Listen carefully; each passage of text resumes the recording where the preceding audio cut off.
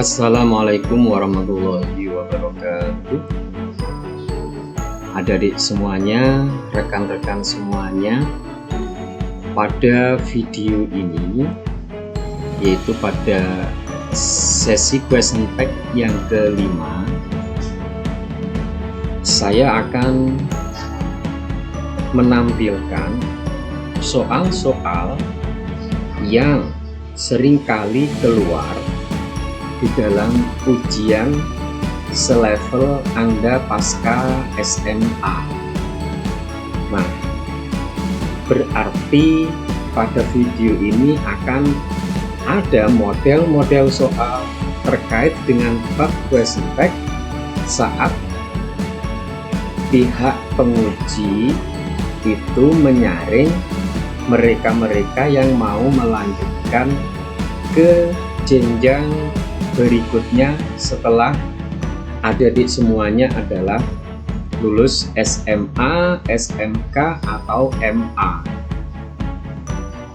Demikian juga soal ini tentunya dipelajari di tingkat kuliah.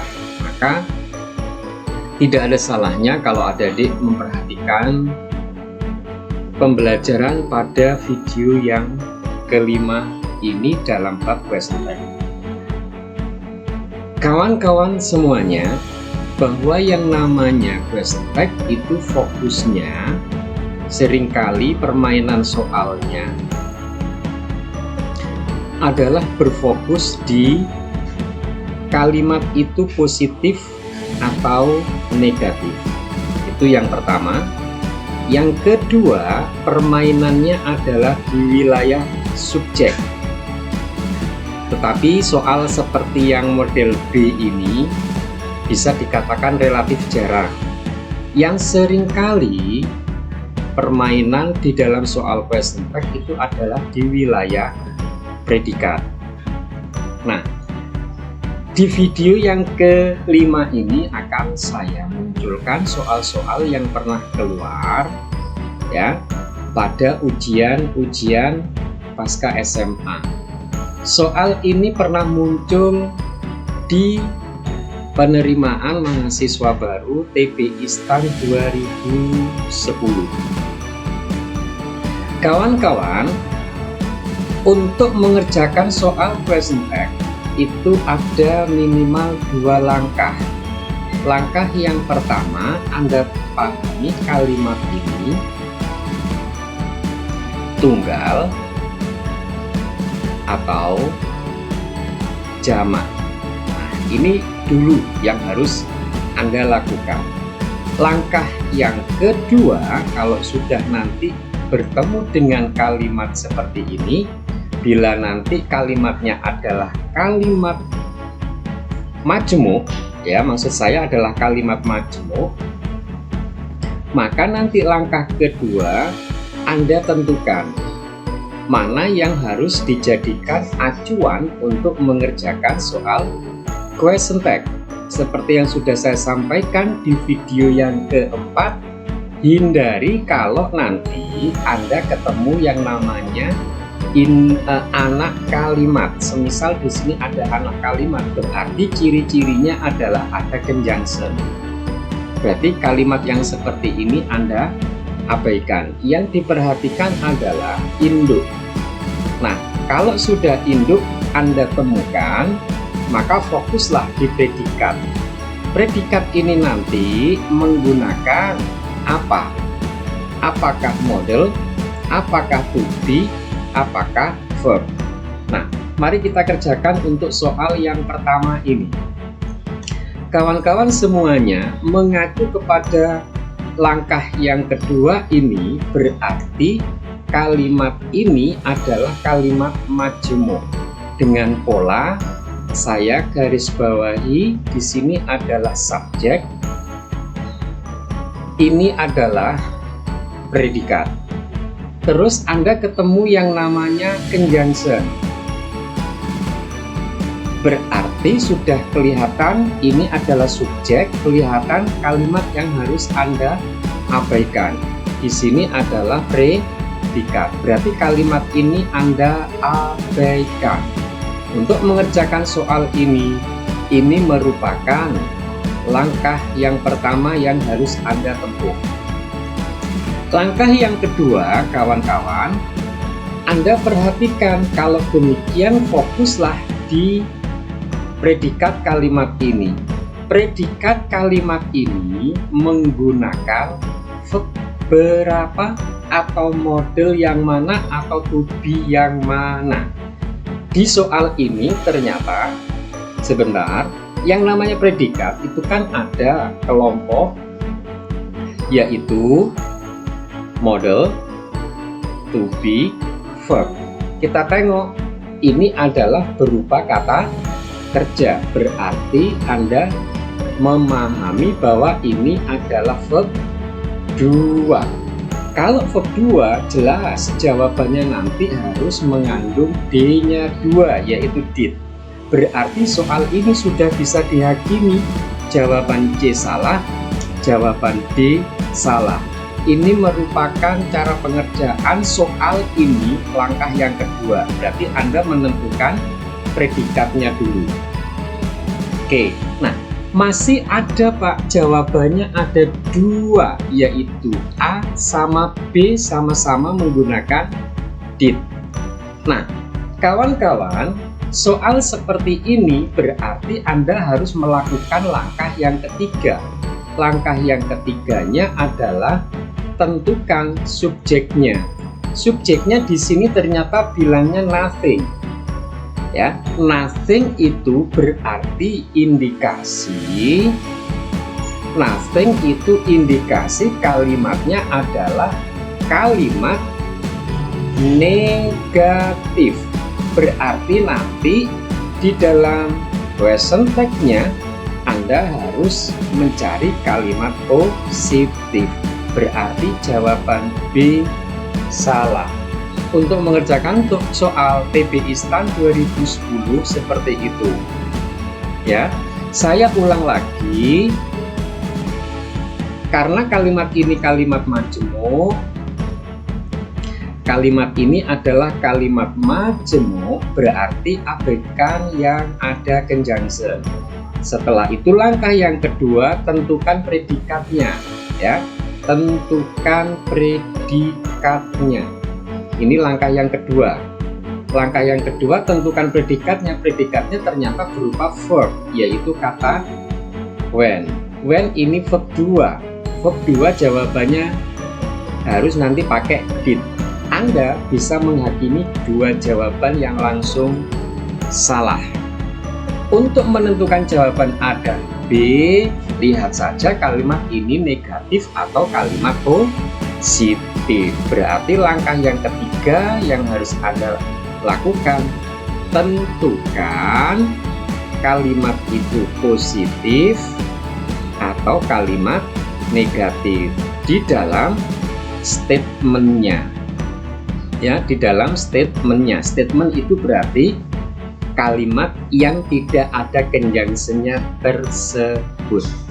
Oke, untuk soal yang berikutnya, kawan-kawan, soal yang bawahnya ini, if we knew what we were doing. Nah, ini doing ya, maksudnya ya.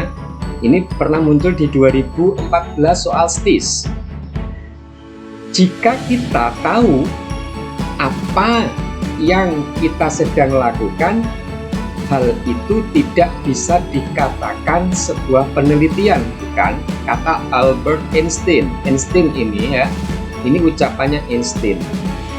Kawan-kawan, untuk mengerjakan soal yang kedua ini, lagi-lagi Anda tentukan itu kalimat tunggal atau kalimat majemuk. Sebagaimana kita ketahui, di soal ini ada kata if, berarti ada conjunction. Berarti ini adalah kalimat majemuk. Kalau kalimat majemuk, berarti ambil kalimat yang tidak ada conjunction-nya. Berarti ini abaikan. Sampai sini abaikan. Berarti sekarang fokus di kalimat yang kedua setelah koma ini. Ya kan? Nah, sudah bisa dipahami subjeknya adalah pakai it. berarti yang tidak it salah. Lumayan, bisa kita hakimi jawaban yang D. Soal ini menggunakan model, ya kan? Yang pertama, soal menggunakan model. Soal menggunakan model, berarti jawaban yang tidak mengandung model salah. Ini mengandung to be, salah. Ini mengandung to be, salah. Kan begitu? Kalimat ini positif atau negatif? Ternyata kalimatnya adalah kalimat negatif. Berarti di sininya harus positif. Maka jawaban C salah. Demikian kawan-kawan mengerjakan soal STIS 2014. Sekali lagi, kalau nanti Anda ketemu kalimat, tentukan dulu dia kalimat tunggal atau kalimat majemuk. Biasanya untuk maksud saya ujian masuk ke jenjang yang lebih tinggi pasca SMA, SMK atau MA, soalnya modelnya adalah ditulis dalam kalimat-kalimat majemuk. Oke, berikutnya kawan-kawan, model soal yang lainnya. Oke, model soal yang lainnya gimana? Nah, ini ada kalimat seperti ini. Nah, ini baru, ini sesuatu yang baru. Saya jelaskan dulu, kawan-kawan. Ada yang namanya di dalam question text itu namanya adalah dihuni oleh kalimat imperatif, kalimat perintah. Yang namanya perintah itu nanti di dalam statementnya. Nah, ini statementnya. Di dalam statementnya itu nanti tidak ada subjek. Saya bagi dulu. Imperatif itu ada dua, yaitu imperatif yang positif sama nanti satunya adalah imperatif yang negatif. Imperatif yang positif itu tandanya apa? Ya, tandanya di sini ada verb 1. Nah, kalau di sini ada yang namanya verb 1, pertanyaannya adalah di sini nanti pakai apa? Pakai model atau pakai to be atau pakai kata bantu, itu urusannya. Kawan-kawan, saya jelaskan demikian ya. Contohnya adalah kalimat misalkan seperti ini, sapulah lantai itu. Oke, sapu lantai itu. Nah, di sini ada permintaan present text. Maka Anda melihatnya adalah ini adalah perintah.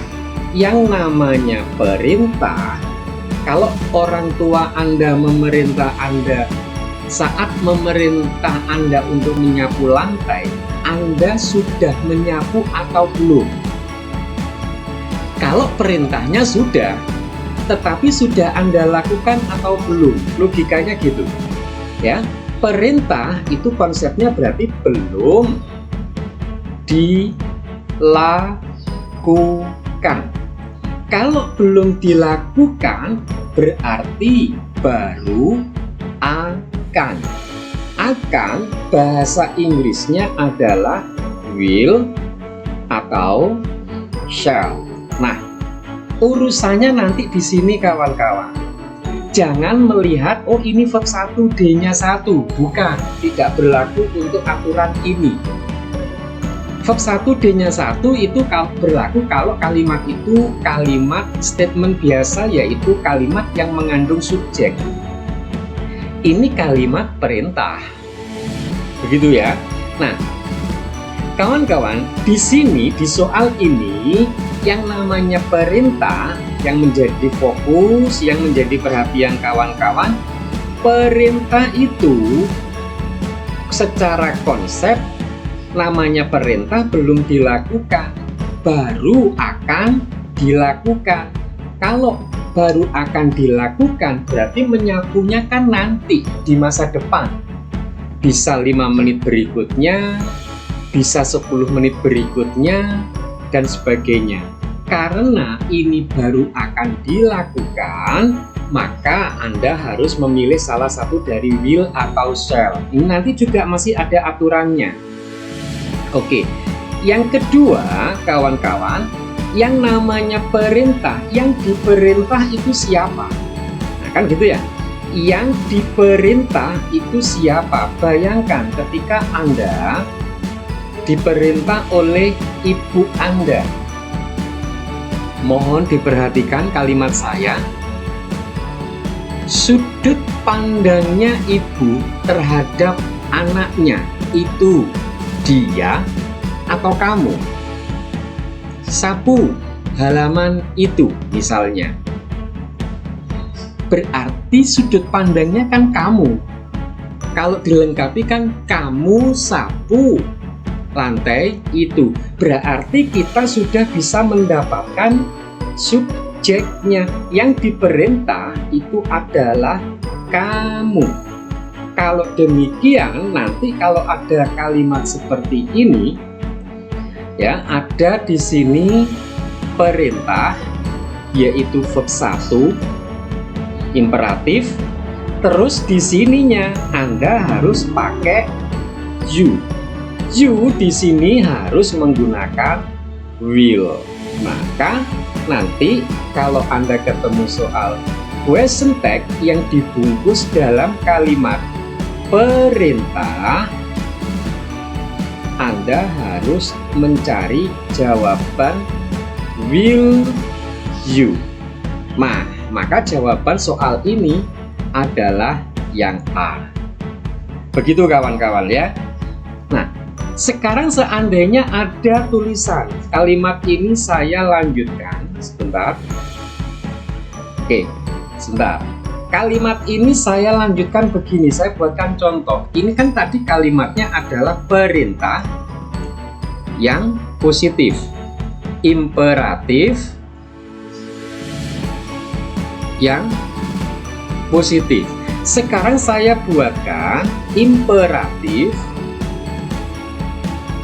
yang negatif. Misalnya saya punya kalimat don't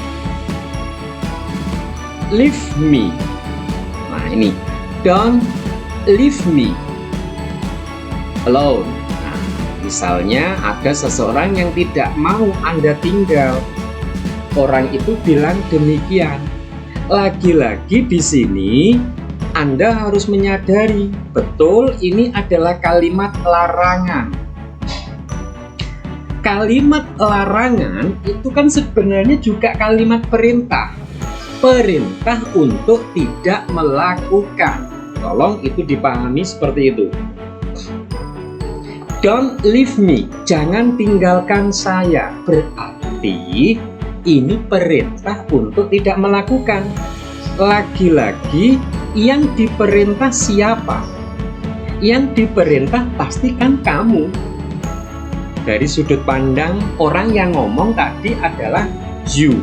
Misal pacar sampean bilang seperti itu, Anda mau tinggalkan dia entah kemana, terus pacar Anda bilang don't leave me. Yang dilarang siapa?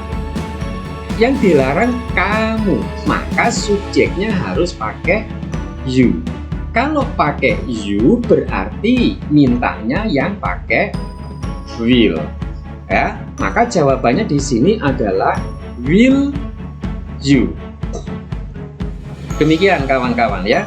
Ada satu simpulan yang mungkin menjadi tanya dari salah satu atau beberapa di antara Anda, Pak, apakah di dalam kalimat imperatif tidak ada hukum positif negatif? Nah, kan gitu. Ini kan kalimatnya positif, Pak. Kok tidak ada negatifnya di sini? Kok tidak ada negatifnya di sini? Kok tidak ada negatifnya di sini? Betul ada di imperatif tidak mengenal ini, tidak mengenal hukum positif, hukum negatif. Entah itu imperatif yang positif, entah itu imperatif yang negatif, maka jangan memilih nanti di sini yang ada notnya. Salah, gitu ya. Oke, itu untuk kalimat yang imperatif, baik itu yang negatif maupun yang positif maupun yang negatif. Begitu. Oke.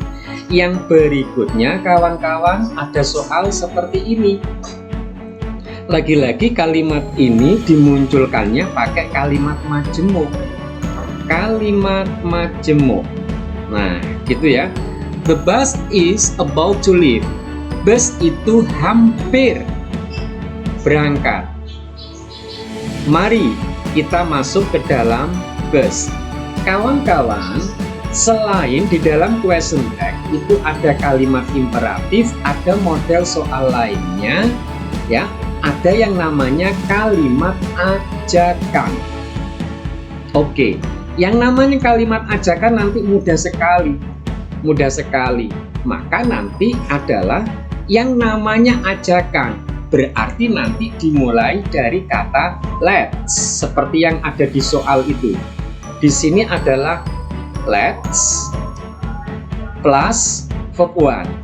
Nah, mudah sekali cara memahami soal ini. Soal ini adalah mari. Kalau yang namanya mari, ayo, yaitu ajakan, yang melakukan siapa? Yang melakukan yang mengajak atau yang diajak? Yang melakukan adalah keduanya. Ya, keduanya, yaitu I and you. I and you kalau dijumlah menjadi we. Saya menjelaskannya seperti itu saja.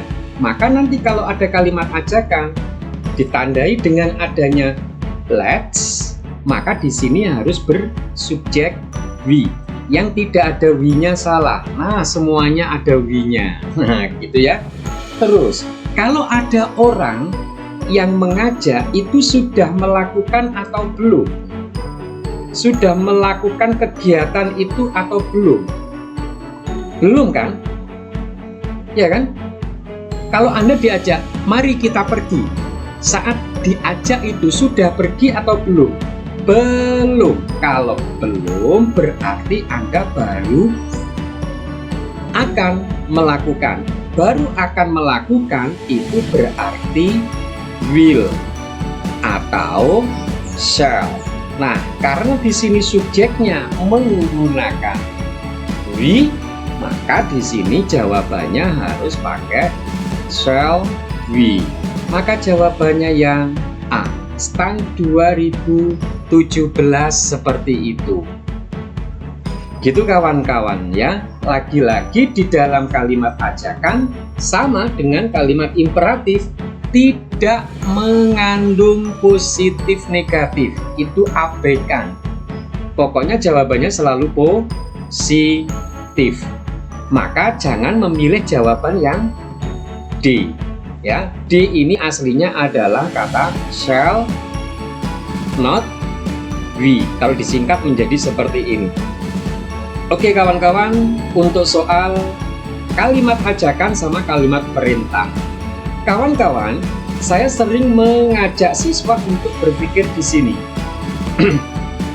Misalkan ada kalimat, misalkan gini, let me go out.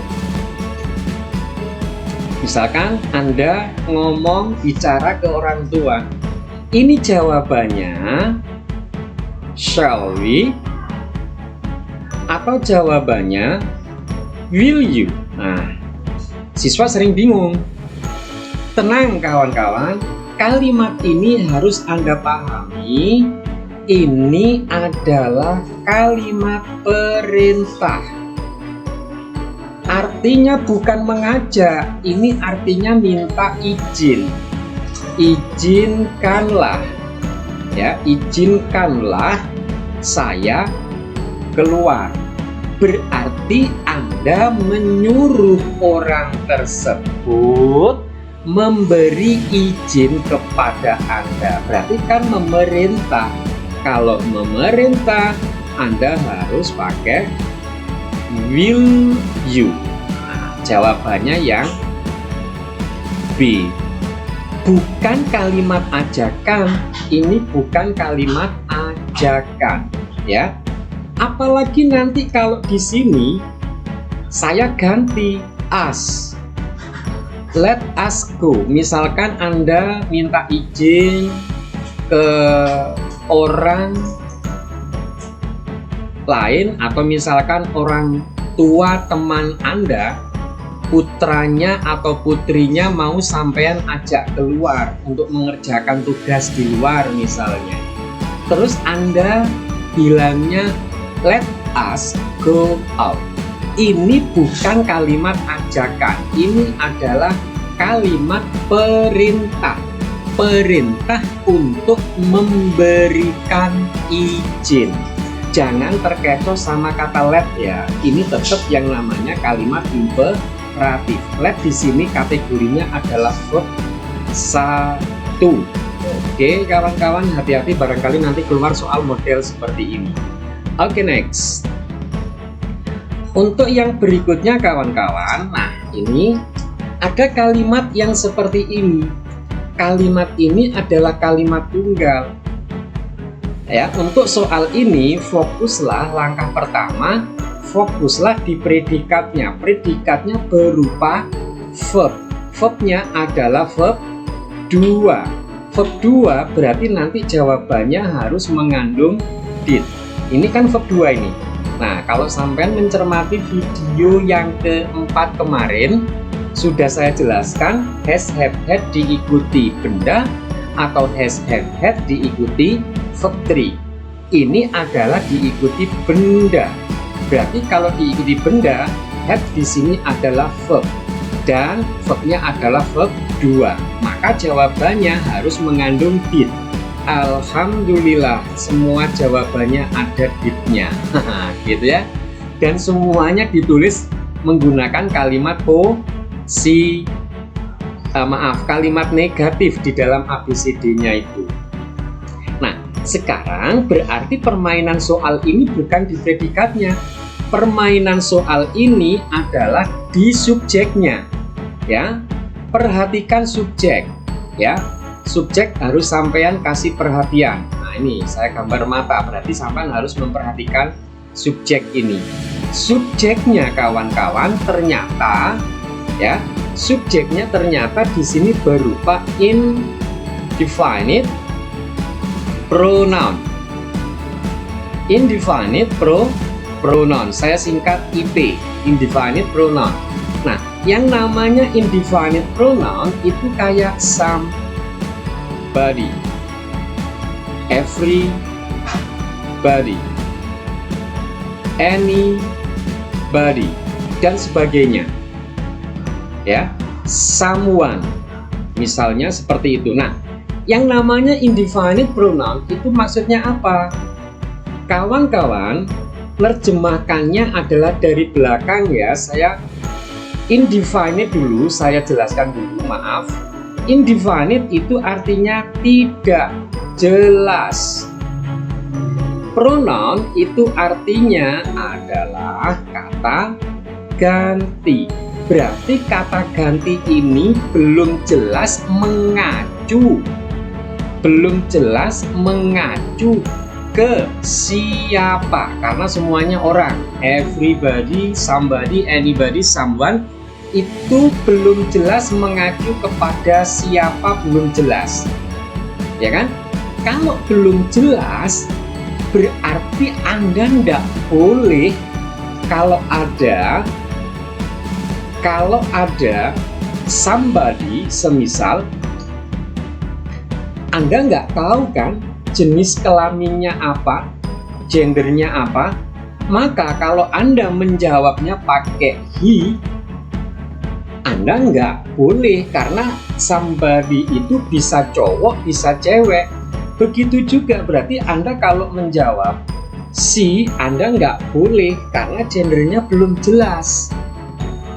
Maka dalam tataran grammar bahasa Inggris, somebody itu nanti digantinya pakai they. Meskipun somebody itu tunggal, ya, seseorang, someone misalnya, everybody itu tunggal. Ini kategori tunggal. Tetapi tunggalnya tunggal cewek apa tunggal cowok kan kita nggak tahu. Maka dalam aturan tata bahasa Inggris, kalau ada indefinite pronoun itu nanti harus diganti pakai subjek they. Maka bisa dipastikan jawaban ini salah. Jawaban ini salah. Tinggal dua jawabannya, C atau D. Ya mudah, soal ini tinggal dilihat kalimat ini, kalimat ini positif atau negatif. Kalimat ini positif, Pak. Berarti jawabannya harus negatif. Demikian kawan-kawan ya. Tolong diingat-ingat, indefinite pronoun itu Anda harus paham. Indefinite pronoun itu kata ganti yang masih belum jelas mengacu ke siapa. Kalau belum jelas berarti Anda nggak boleh bilang he, Anda nggak boleh bilang she karena gendernya tidak jelas. Kalau they itu bisa menampung she, bisa menampung he. Demikian untuk yang slide ini. Nah, sekarang ada soal, sudah jelas di sini ada kata nobody. Sudah jawaban ini salah karena menggunakan he. Kan begitu ya? Karena di situ menggunakan she sama menggunakan he. Ada dua sekarang. Ada C, ada D yang sama-sama menggunakan they. Mudah sekali soal ini kan nobody. Nobody itu indikasi kalimatnya adalah negatif. Berarti di sini harus subjunctive. Maka jawabannya adalah yang D. Itu kawan-kawan semuanya tataran pengerjaan model-model soal question text yang bisa jadi nanti Anda temui saat Anda ujian. Terima kasih, saya akhiri. Wassalamualaikum warahmatullahi wabarakatuh.